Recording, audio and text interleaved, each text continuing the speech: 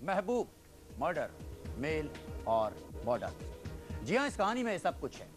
Model के परिवार को मारकर आशिक खुद भी जान दे देता है।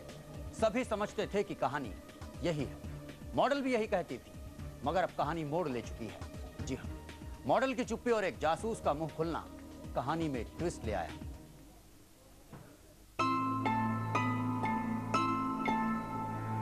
एक तरफा इश्क या फिर माशूक की बेवफाई,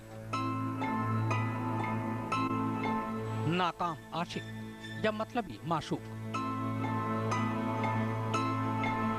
मोहब्बत या फिर सौदा। ये वो सवाल हैं जिनके जवाब सिर्फ दो ही लोग दे सकते हैं,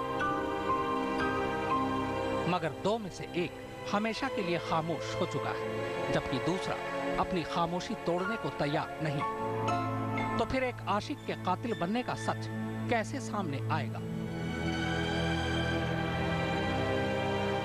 क्या वाकई अविनाश का प्यार एक तरफा था? क्या सचमुच वो मॉडल मूनदास उर्फ मौसमी के पीछे पड़ गया था, या फिर सच कुछ और है? आज तक को एक गुमनाम मेल मिला है। मेल लिखने वाले ने अपना नाम तो नहीं लिखा है, पर यह जरूर लिखा है कि वो अविनाश का बेहद करीबी दोस्त है। उसने मेल में लिखा है, अविनाश ने एक खतरनाक कदम उठाया है। उसे ऐसा नहीं करना चाहिए था। उसने ऐसा क्यों किया ये कोई नहीं जानता। अविनाश ने मूनदास से शादी की थी। इस सीक्रेट शादी की तस्वीरें अविनाश के मोबाइल में मिल सकती हैं। मूनदास ने अविनाश को इसलिए फंसाया क्योंकि वो जानती थी कि वो रईस है। मूनदास ने मुंबई जाने के पहले कोलकाता में फ्लैट खरीदने के लिए अविनाश से करीब 35 लाख रुपए लिए। जब वो मुंबई पहुंच गए तो उसने अविनाश से संबंध तोड़ लिए। अविनाश परेशान था क्योंकि उसने अपने घर वालों से छुपकर ये रकम दी थी। वो अविनाश का फोन भी नहीं उठाती थी। मून ने खुद को अविनाश से बिल्कुल अलग कर लिया। अब वो अविनाश पर इल्जाम लगा रही है जब वो मर चुका है। ये सब कुछ मून की लालच की वजह से हुआ, जिसमें अविनाश भी मरा और मून की माँ और चाचा भी। अगर वो ऐसा नहीं करती तो सब खुश होते। अविनाश का एक सबसे करीबी दोस्त। मेल में लिखी बातें कितनी सच हैं, ये तो जांच के बाद ही पता चलेगा, मगर इतना तय है कि मेल लिखने वाला अविनाश और मून को बहुत करीब से जानता है। अविनाश उड़ीसा के एक बड़े बिजनेसमैन का बेटा था और कई मिलों का मालिक। तो क्या मूनदास अविनाश को प्यार के नाम पर सिर्फ लूट रही थी, और जब उसका काम निकल गया तो उसने उससे पीछा छुड़ा लिया? मुंबई पुलिस इस लाइन पर भी मामले की तफ्तीश कर रही है। मेल के हिसाब से मून और अविनाश गुप्त रूप से शादी भी कर चुके थे और अविनाश के पास इसके सबूत भी थे, मगर पुलिस को फिलहाल ऐसे कोई सबूत नहीं मिले। कोई भी प्रूफ या कुछ भी हमारे पास नहीं है बताने के लिए, क्योंकि उनके रिलेशंस कैसे थे इसके बारे में हम लोग भी इंक्वायरी कर रहे हैं। जो उसके कहने के मुताबिक ये था कि जनवरी में उनकी मुलाकात हुई, सितंबर से उसने बातचीत करना बंद कर दिया था। वैसे इस पूरे मामले में एक और नया पहलू भी सामने आया है। उत्पल चौधरी नाम के एक जासूस ने अचानक सामने आकर कहा है कि अविनाश ने वारदात से सिर्फ 3 दिन पहले यानी 18 नवंबर को उड़ीसा से उसे फोन किया था। उत्पल के मुताबिक अविनाश ने उसे फोन पर बताया था कि मून उसकी बीवी है। बकौल उत्पल, अविनाश चाहता था कि वो मून पर नजर रखे और उसकी गतिविधियों के बारे में उसे रिपोर्ट दे।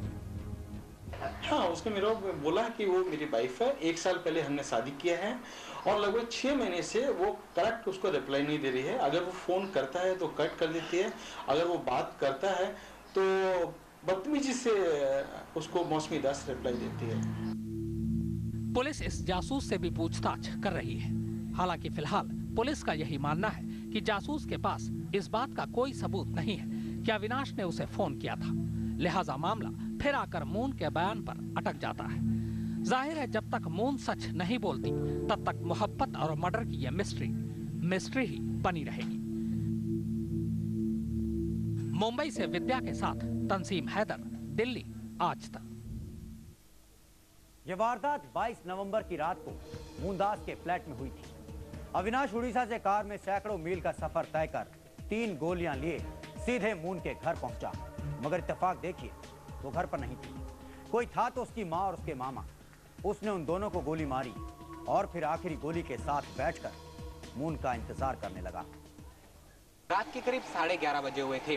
सैकड़ों किलोमीटर दूर उड़ीसा के अनुगुल शहर से खुद गाड़ी चलाकर अविनाश सीधे ओशिवरा इलाके में स्थित इस लिंक गार्डन टावर्स आ पहुंचा।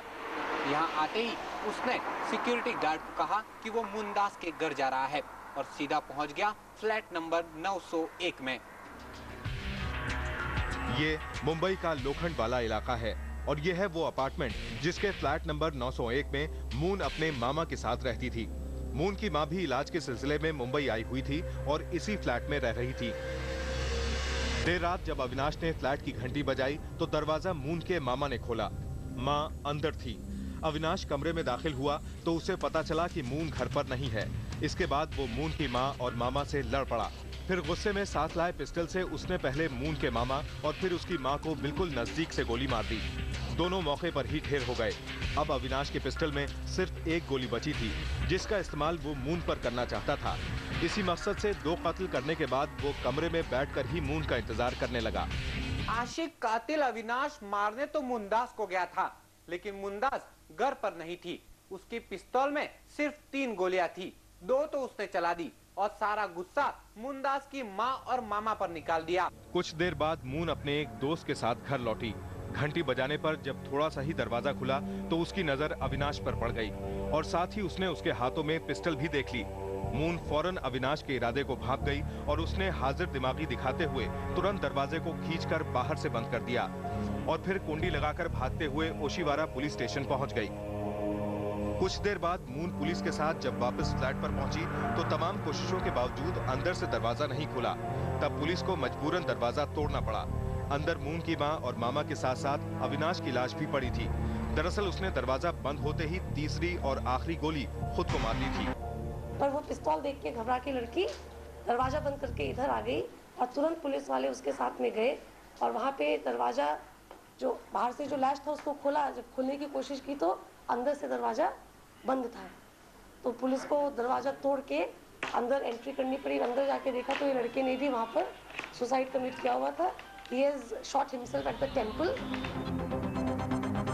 और इस तरह एक और प्रेम कहानी का अफसोसनाक अंत हो गया। मगर ये खूनी लव स्टोरी खात्मे के बाद भी कई सवाल अपने पीछे छोड़ गई है। मसलन, क्या सच में ये एक तरफा प्यार का मामला था? कहीं अविनाश को प्यार में धोखा तो नहीं मिला था? कहीं मुंबई की चमचमाती दुनिया ने मून को बदल तो नहीं दिया था? क्योंकि अविनाश के घर वालों की माने तो वो एक सुलझा हुआ लड़का था। Avinash was very honest, very intelligent, but he was very emotional. We never expected this incident to occur. We never, because actually he was the best one in our family. He was a shining boy. फिलहाल police moon और अविनाश दोनों के ही घर वालों के बयान के आधार पर सच्चाई की तह तक पहुंचने की कोशिश कर रही है। उड़ीसा से शमशेर सिंह के साथ विवेक भट्ट, मुंबई, आज तक।